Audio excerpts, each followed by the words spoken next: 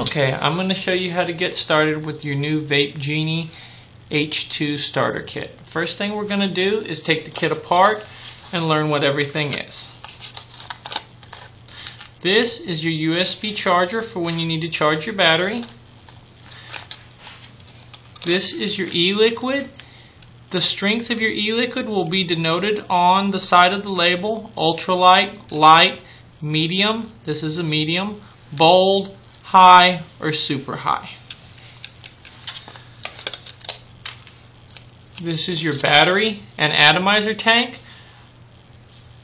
This unscrews for refilling the e-liquid and for charging your battery.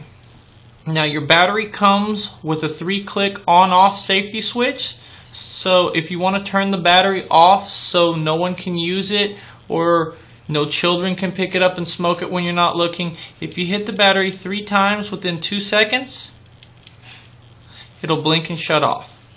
Now you can't smoke it. To use it, turn it back on, 1, 2, 3, and it'll come back on. Now every time I push the button, it's going to work. Whenever my battery goes dead, it will blink 3 times and shut itself off when it gets too low. When that happens, you're going to plug this into any USB port. The light will turn green. Then you will screw your battery onto the port. Once the battery makes a connection, the light will turn red.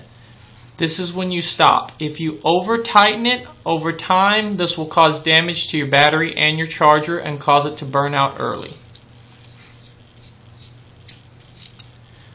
The batteries are already charged.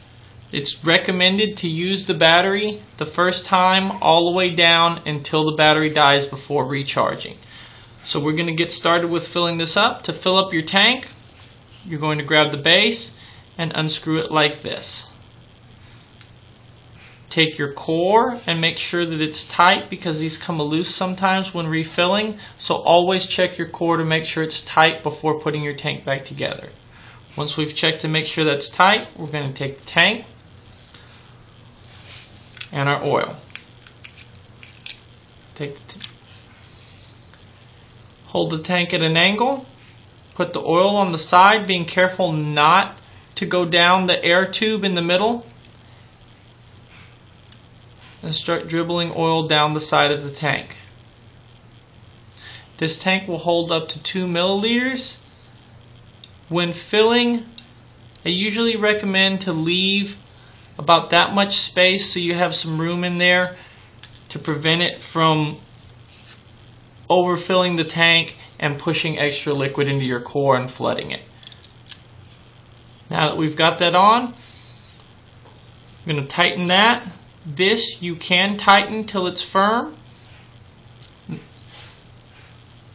and then you're going to let it sit. Anytime you replace the core or fill your tank for the first time, it's important to wait about 2 minutes before smoking your e-cig. This is to give the core time to pull oil up into the atomizer head. If you try to smoke on it before the oil's been pulled up there, it's going to give you a little bit of a nasty burn taste. So we want to let this sit for about 2 minutes before we smoke on it, but it can go back on our battery now. Screw it back onto the battery. And you're ready to go in about 2 minutes. You can start vaping.